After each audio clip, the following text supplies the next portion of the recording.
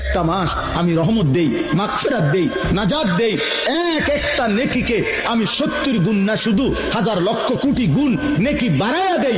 এত কিছু দিয়ে আমি চেয়েছি যেন আমার বান্দা জান্নাতি হয়, মুত্তাকি হয়। তুমি বান্দা কদর করো। আর যদি কোনোভাবেই কদর না করে তো শেষ কথা হলো, মনে রাখবেন রমজানকে যে কদর করে না, রমজানেও যে গুনাহ করে, রমজানেও যে জাহান্নাম থেকে বাঁচার চেষ্টা করে না, রমজানেও যে জান্নাতের আমল করার চেষ্টা করে না, ভাই আমার, ছেলেরা আমার, বাবা আমার, পর্দার আড়ালের মা বোন আমার, সবাইকে এই শেষ কথা বলি।